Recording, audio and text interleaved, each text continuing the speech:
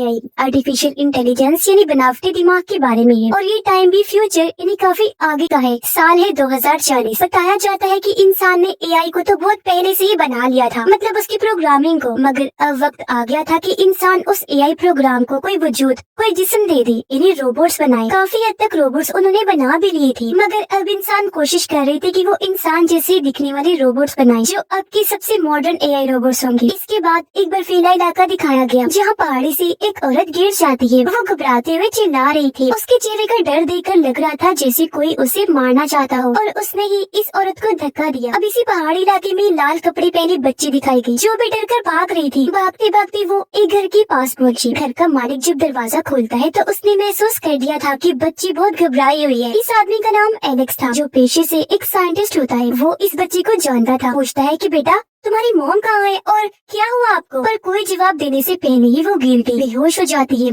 तब एलेक्स उसे जल्दी से पकड़ लेता है। अब यहाँ क्या चल रहा था ये जानने के लिए हम कहानी में काफी टाइम पीछे आ जाते हैं। एलेक्स हमें दिखाया गया। पता चला कि वो साइंटिस्ट होने के साथ साथ एक ऐसा इंजीनियर भी है जो एआई रोबोट्स बनाता है। वो किसी जगह पर चला गया था जहाँ आज वो 10 साल के बाद अपने शहर में वापस आ गया और उसने कई सारे एडवांस्ड एआई रोबोट्स बनाए थे। यहाँ इस टाउन में काफी बड़ी रिसर्च लैब थी जिसे एक कंपनी चला रही थी और एलेक्स यहीं पर ही काम किया करता था, मगर किसी वजह से उसने अपना एक प्रोजेक्ट अधूरा छोड़ दिया क्योंकि उसे जाना पड़ गया था। अब एलेक्स ने ये जो प्रोजेक्ट छोड़ा था वो इंसान जैसा दिखने वाला रोबोट बनना था, लेकिन अचानक एलेक्स को कोई ऐसा काम पड़ गया कि उसने अपना प्रोजेक्ट, हर चीज, यहाँ तक कि अपनी दोस्त लाना को भी छोड़ दिया और बिना बताए ही चला गया। अब यहाँ लाना ने एलेक्स के भाई से ही शादी करनी थी। अब आज जब 10 साल के बाद वो वापस आया तो उसका भाई एलेक्स का वेलकम करता है। दोनों एक दूसरे से मिलकर काफी खुश थे, गले से लग जाते हैं। एक वक्त था जहाँ एलेक्स, उसका भाई और लाना मिलकर प्रोजेक्ट्स पर काम किया करते थे, रोबोट्स बनाते थे। लेकिन अब वक्त के साथ साथ सब कुछ बदल गया था। एलेक्स का भाई उसे गाड़ी में बिठाकर यहाँ से ले जाता है। एलेक्स ने अपने भाई से पूछा कि तुम क्या कर रहे हो आजकल, वो रोबोट्स वगैरह बनाए या नहीं? एलेक्स का भाई जवाब देता है कि नहीं, अब मैंने वो काम छोड़ दिया है। मैं और लाना एक यूनिवर्सिटी में पढ़ाती है क्योंकि रोबोट्स बनाने वाला वो काम मुझे बोर लगने लग गया था। एलेक्स ने यहाँ एक रोबोटिक बिल्ली बनाई हुई थी जिसकी प्रोग्रामिंग बाकी रोबोट्स की निस्बत काफी अलग थी और वो बिल्ली हर वक्त एलेक्स के साथ ही रहा करती थी, जो उसके भाई को भी काफी पसंद आई। फिर उसका भाई कहता है कि अब क्योंकि तुम आ गए हो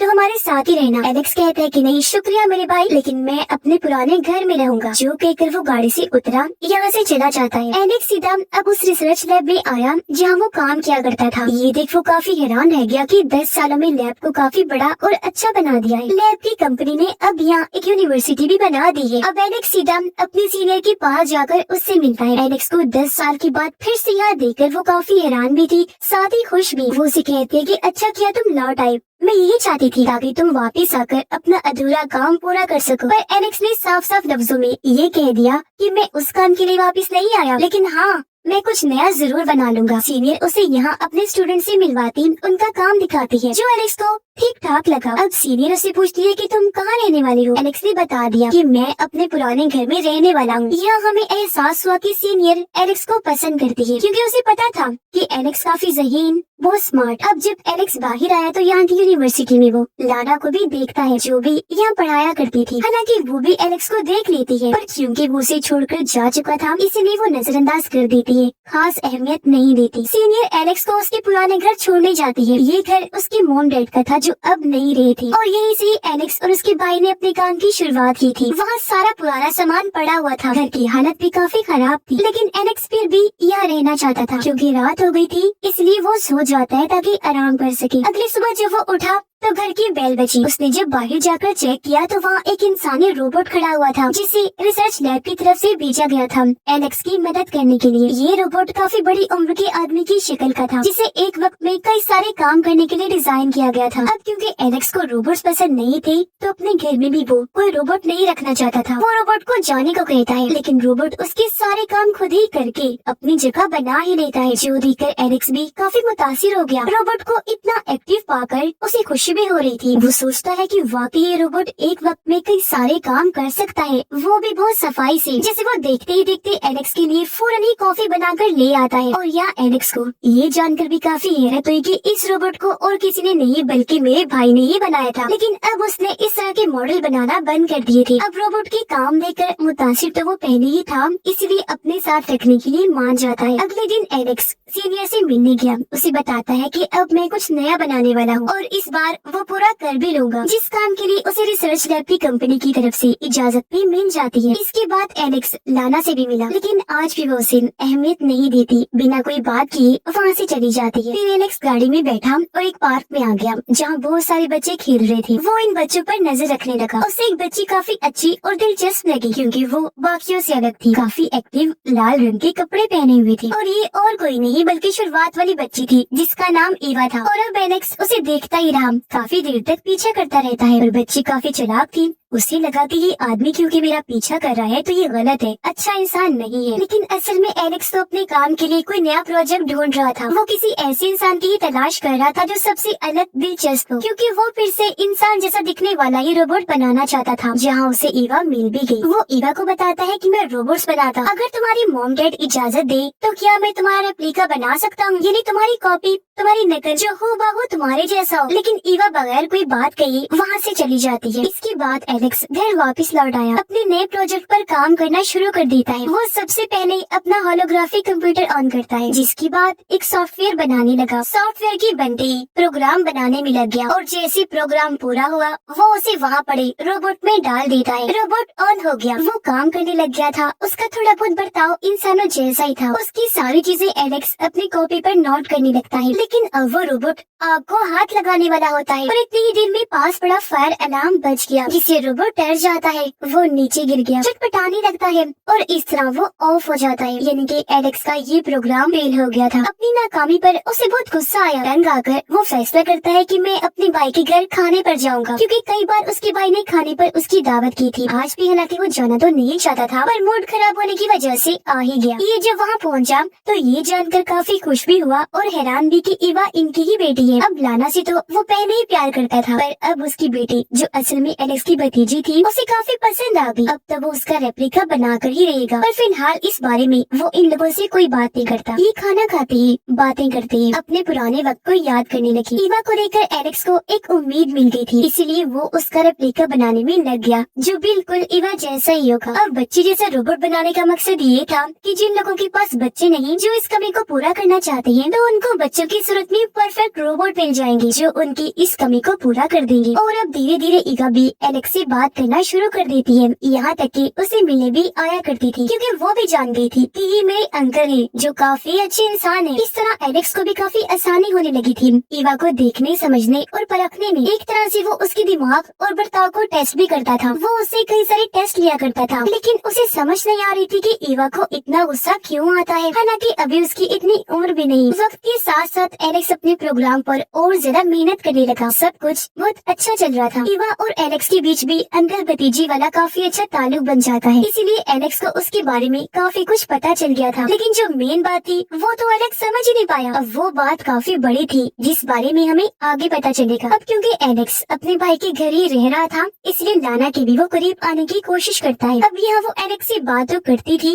लेकिन अब उसका वैसा कोई इरादा नहीं था। फिर एलेक्स सीनियर से मिलने गया, उसे बता देता है कि मेरा प्रोजेक्ट काफी अच्छा चल रहा है। जो सुनकर वो काफी खुश हो गई, क्योंकि पता नहीं कितने सालों से वो इस वक्त का इंतजार कर रही थी जब को इंसानी रोबोट्स भी बनाए जाएं, क्योंकि आम रोबोट तो हर जगह से मिल सकते थे, पर इंसानी रोबोट्स का मिलना नामुमकिन था। एक फायदा ये भी था कि वो इंसानी रोबोट्स बेचकर काफी अमीर हो सकती थी। अब ईवा को अपनी मोम और एलेक्स पर शक होने लगा। एक दिन वो अपनी मोम से पूछ लेती है कि क्या पहले आप और अंकल एलेक्स एक साथ हुआ करते थे, जिस पर लाना उसे ये जवाब देती है कि हाँ बेटा, हम साथ तो थे पर सिर्फ एक साथ पढ़ाई ही किया करते थे, इसके अलावा हमारे बीच और कुछ नहीं था। एलेक्स ने काफी हद तक ईवा का रेप्लिका रेप्लिका बना लिया था, पर पता नहीं कैसे एक दिन उसमें ग्लिच आ जाता है, यानी एक गड़बड़ खराबी। रोबोट को गुस्सा आने लगा, इतना ज्यादा कि वो तो एलेक्स पर हमला करने की कोशिश करता है, पर किसी तरह वो हमले से बच गया। उसने एक खुफिया कोड बोला जिससे प्रोग्राम बंद हो गया। ऐसा होती है रोबोट ऑफ होकर वही ढेर हो जाता है, जिस बारे में एलेक्स समझ ही नहीं पाता कि ऐसा क्यों हुआ। ग्लिच आई कैसी, क्योंकि वो तो इंसान का रेप्लिका बना रहा था, न कि रोबोट का। ग्लिच तो तब आती है जब किसी रोबोट का रेप्लिका बनाया जाए। अब एलेक्स को पार्टी की दावत आई। ये जब अगली रात पार्टी में गया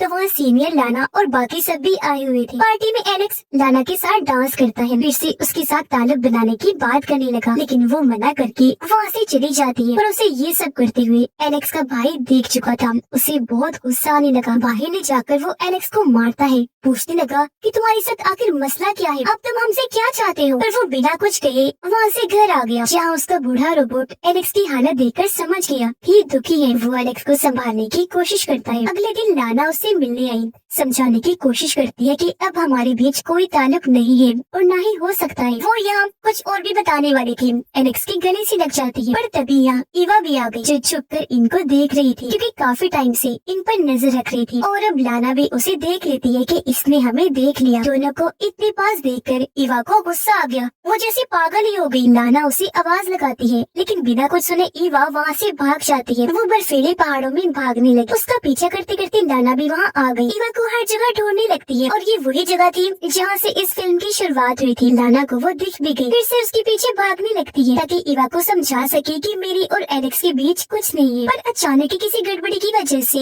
ईवा वहीं गिरकर बेहोश हो जाती है, यानी वो ऑफ हो गई थी। तो अब यहाँ ये सच सामने आता है कि ईवा भी कोई इंसान नहीं, बल्कि इंसान जैसी दिखने वाली रोबोट थी। असल में लाना और उसके हस्बैंड ने अपनी बेटी को खो दिया था। वो एक एक्सीडेंट में मारी गई थी। अब हालांकि उस वक्त इस तरह की चीजें बनाना मना था, लेकिन सीनियर ने इनका साथ दिया। दुख बुलाने के लिए उन्होंने अपनी बेटी का रेप्लिका बनाया, यानी कि ईवा, जो बिल्कुल इंसान लगती। कोई कह ही नहीं सकता था कि ये एक रोबोट है। यहाँ तक कि एलेक्स, जो हालांकि खुद रोबोट्स बनाता है, इतने वक्त से वो ये काम करता आ रहा है, पर उससे भी पता नहीं चल पाया। जबकि पहली मुलाकात में उसे पता चल जाना चाहिए था कि ईवा कोई इंसान नहीं बल्कि रोबोट है। और क्योंकि वो इंसान समझकर उसका ही रेप्लिका बना रहा था, इसीलिए उसके रोबोट में ग्लिच आई, क्योंकि वो ग्लिच पहले से ही ईवा में थी। जो मैंने आपको बताया भी था कि रोबोट को देखकर उसका रेप्लिका बनाने से ग्लिच आती है। अपनी माँ को किसी और के साथ देखकर उसका सिस्टम खराब हो गया और अब वो मरने वाली, पूरी तरह शट डाउन होने वाली थी। पर पहले ही लाना ने उसकी सेल्स बदल दी, जिससे वो दोबारा एक्टिवेट ऑन होकर होश में आ गई। अब सेल्स के बदलने से उसे पिछले वाकये का कुछ भी याद तो नहीं था, लेकिन सेल्स को बदलने के लिए लाना ने उसकी कमर खोल दी थी। ईवा ने जब अपनी कमर पर हाथ लगाकर चेक किया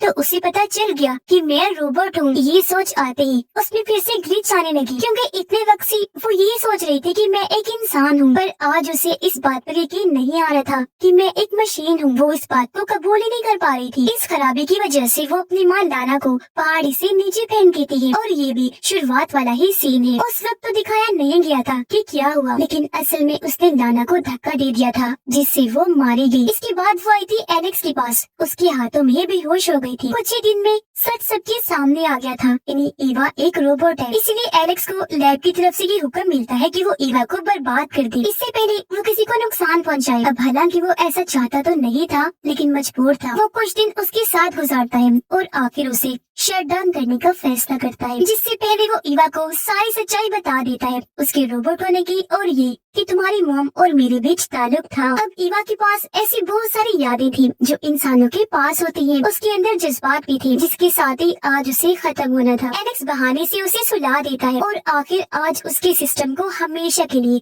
शट डाउन करके बर्बाद कर देता है। हालांकि ऐसा करते हुए उसे दुख भी हो रहा था। अगले दिन एलेक्स समंदर किनारे बैठा हुआ था, जहाँ उसे अपने और लाना के ख्याल आ रही थी, क्योंकि वो उसके मरने पर बहुत दुखी था। उसे याद कर रहा था। ख्याल में उसे नजर आया कि अगर वो जिंदा होती तो आज हम एक साथ कितनी खुशगवार जिंदगी गुजार रहे होते, क्योंकि वो एलेक्स के भाई को छोड़कर उसे अपनाने के लिए राजी हो गई थी। पर दुख इस बात का था कि ऐसा मुमकिन हो ही नहीं पाया। एलेक्स बेचारे को ना तो अपना प्यार लाना मिली और ना ही उसकी बेटी ईवा, यानी वो उसका रेप्लिका भी बना ही नहीं पाया। और इसी के साथ ही इस फिल्म की यहीं पर सैड एंडिंग हो जाती है।